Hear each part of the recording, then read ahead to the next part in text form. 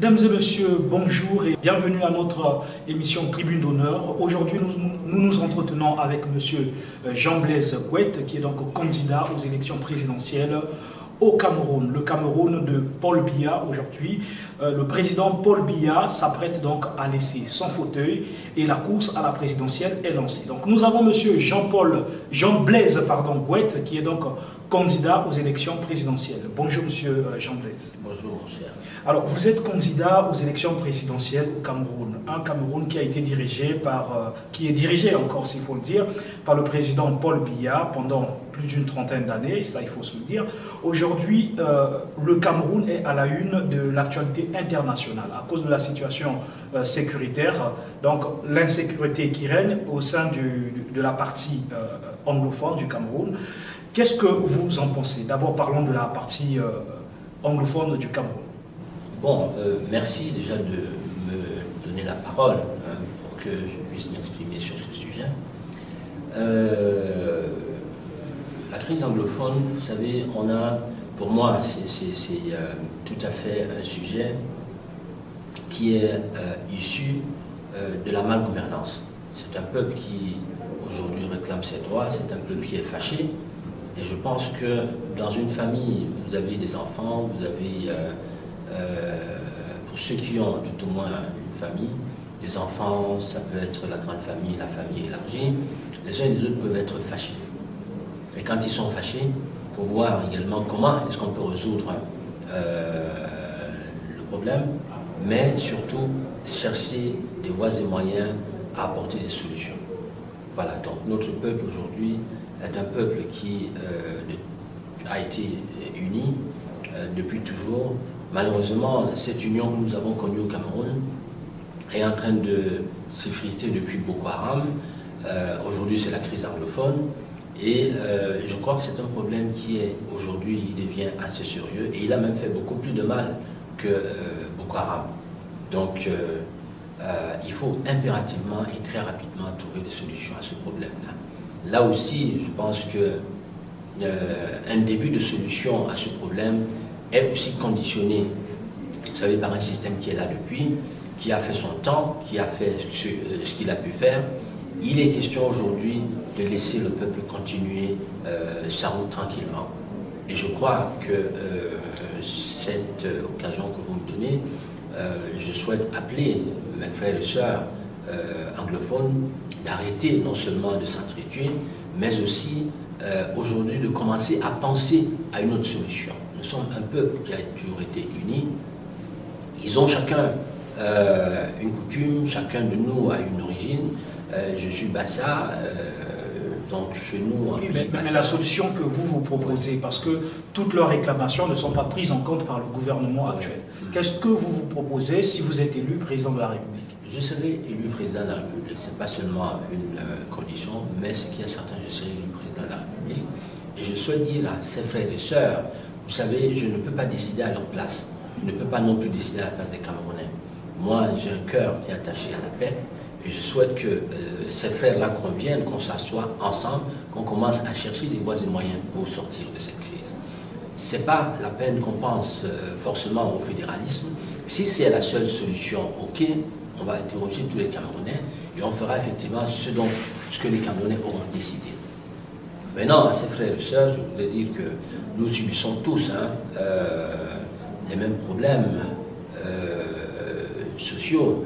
Donc aujourd'hui, pensons ensemble, pensons 25 millions de Camerounais, ne pensons pas seulement anglophones. Parce que anglophones, francophones, nous sommes tous des Camerounais. Donc nous devons nous asseoir ensemble et penser aux solutions communes qui peuvent effectivement amener la nation à avancer et à mettre ce côté de paix de côté. Donc ce que je ferai tout de suite là, moi je vais déjà libérer tous ces gars qui sont emprisonnés en Bazonia. Et ils viendront, on va essayer de voir comment ensemble, s'ils veulent gérer la partie anglophone, ça veut dire qu'ils veulent gérer une partie du Cameroun. On leur donnera forcément les moyens, ils vont rentrer dans le gouvernement, on va voir avec eux ce que tel veut faire, et puis ensemble, nous allons le faire. Mais aujourd'hui, penser forcément se diviser pour gérer une partie du Cameroun, je crois qu'il faut qu'on laisse nos égos, qu'on laisse l'égoïsme, qu'on pense au Cameroun et qu'on pense à tout notre peuple. Alors pensez au Cameroun, vous avez un bon projet certainement pour les Camerounais, mais aujourd'hui aussi le manque de stratégie pour certains de la sous-région, par exemple, prenons le cas du Gabon où les opposants se sont assemblés autour d'une coalition avec Jean Ping. Malheureusement, Jean Ping n'a pas été vainqueur officiel des élections, bien que la communauté internationale et les observateurs ont bien souligné qu'il y avait beaucoup d'irrégularités. Est-ce que vous avez pensé à un plan B si au cas où vous gagnez les élections et que l'on vous refusait donc votre mérite, ce que le peuple aurait attribué à votre campagne? Le mérite ne sera pas le mien, le mérite c'est celui du peuple. Celui du peuple, bien sûr, mais exactement, mais si le pouvoir refuse d'attribuer ce mérite au peuple. Non, le pouvoir a des droits et il faut qu'on donne ces droits au peuple. Donc on ne peut pas les lui refuser. On est resté longtemps en confisquant ces droits. Aujourd'hui, il est question de donner les droits au peuple. Le Congo-Brazzaville, le Gabon, ce n'est pas la même chose. Hein. Au Cameroun, nous avons Boko Haram qui s'est levé. Nous avons aujourd'hui la crise anglophone, ces anglophones qui se sont levés. Si on ne fait pas attention, demain, là, à Douala, là, il a failli avoir une crise Douala, Bassa. Vous voyez? Donc, ça se lève, ça se soulève. Et si ça perdure, le système perdure et ferme les yeux. Il y aura une crise des Bassa, il y aura une crise des anglophones, il y aura une crise, et puis ça va s'enfermer comme ça. On va asphyxier le système qui est là, et il va être obligé de fuir. Et peut-être que ça va être la haine. Ça va peut-être être autre chose. Là, les Américains se sont levés pour dire assez, c'est assez. Ça aussi, c'est avec raison, parce que nous faisons partie de la mondialisation.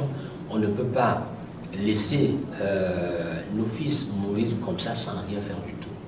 Donc, le président Paul Biya, c'est un homme que je respecte. Et aujourd'hui, ce que je peux lui apporter demain, c'est effectivement le protéger pour qu'aucun Camerounais ne puisse toucher, pour que personne ne puisse demain demander qu'on l'amène à la haine. Non, donc aujourd'hui, je pense qu'il est question, il est temps que Bongo, Ali Bongo, le jeune, il est encore jeune, il son âge. Aujourd'hui, le président Biya a 86 ans. Il est question à notre peuple de continuer à avancer vers sa croissance.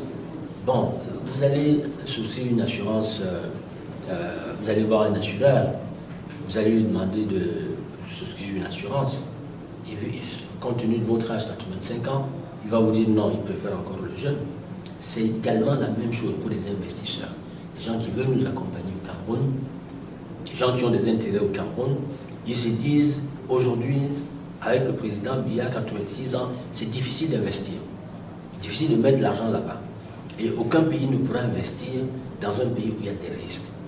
Donc la guerre, Boko Haram, crise anglophone et tout ça, là, les gens sont frileux. Personne ne viendra mettre son argent là-bas.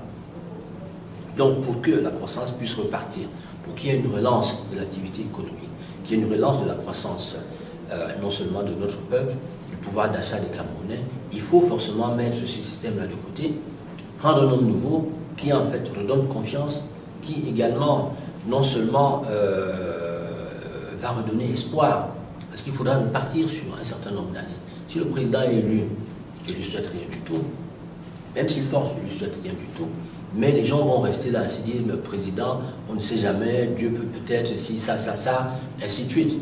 Donc, au-delà de ça, tant qu'il va être là, la crise anglophone sera là, Boko Haram sera là, personne ne va faire quoi que ce soit, aucun investisseur. Hein. Les gens vont dire, ok, on vient donner, mais personne n'osera faire un geste. Puis de mettre une usine là-bas, parce qu'on ne sait pas quel est l'avenir, on ne connaît pas l'horizon demain avec le président. Alors qu'avec un président nouveau, les choses vont repartir, et puis ensuite la croissance repartira, la confiance s'installera, tout le monde va reprendre, la crise anglophone finira aussi, et les uns et les autres vont s'asseoir, et puis ensemble on mettra une dynamique nouvelle, et le peuple va commencer à aller de l'avant. Quelle est la place de la jeunesse au sein de votre programme d'activité? Moi, les jeunes... que vous proposez aux Camerounais. Est-ce que les jeunes seront essentiellement à des postes de responsabilité, des jeunes qui méritent bien sûr? Est-ce que vous viendrez juste pour ramener vos amis, vos parents ou encore les vieux qui ont encore travaillé pendant 30 ans à des postes de responsabilité où les jeunes sont capables eux aussi de relever le défi? Non, notre mouvement en fait c'est beaucoup plus un mouvement créé pour les jeunes parce qu'il faut laisser un héritage à ces jeunes-là. Moi, c'est pas nous. Moi, autour de moi, j'ai essentiellement des jeunes autour de moi. Et à ces jeunes, j'ai dit aujourd'hui de se lever d'aller s'inscrire déjà sur les listes électorales. Là, les échéances, là, c'est à la fin de ce mois-ci. Donc il faudra que tous les Camerounais aillent s'inscrire sur les listes électorales. Ensuite, il faut qu'ils se lèvent dans leur ville, dans leur village, dans leur quartier, qu'ils créent leur section MPCC. Moi, je viendrai les installer. Et ce sont ces jeunes-là que nous allons demain présenter comme candidats au poste de conseillers municipaux, à la mairie, à la députation, et ainsi de suite. Donc je souhaite appeler tous ces jeunes-là à se lever. Ce mouvement, c'est leur mouvement. Je souhaite encore rééditer ce qui s'est passé à l'époque du président Aliou, avoir les ministres à 29 ans, 30 ans, 35 ans, mais les jeunes, il faut une nouvelle dynamique. Les gens qui sont non seulement habitués aux nouvelles technologies, et qui tout de suite là, comme moi-même je le fais, vous savez, on n'a pas besoin d'attendre une secrétaire, donner des instructions à quelqu'un. Donc le Cameroun de demain va être ce Cameroun-là dans lequel, en principe, on donne d'abord la place aux jeunes, et à ces jeunes-là, il faudra qu'ils portent la nation et qu'ils apportent une dynamique. Quant à ceux qui sont là, on ne mettra personne dehors, mais on n'est pas forcé de les avoir effectivement à ces postes de responsabilité de ministre et ainsi de suite. Chacun aura sa place. À ceux-là, des aînés, qui en fait... Est-ce que la sécurité sera garantie? Parce que certains auront bien peur des crimes économiques qu'ils ont eu à commettre. Peut-être que vous allez les foutre en prison, peut-être que vous allez les mettre à la merci de la justice.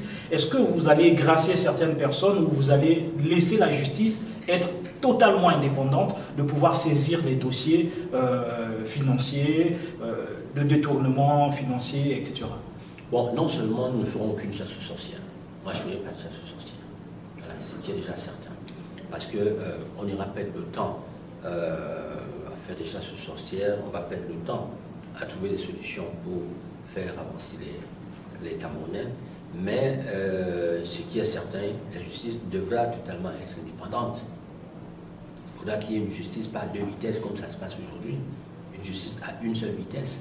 Et les Camerounais devront en principe, aujourd'hui le Cameroun c'est comme si on vivait dans la jungle.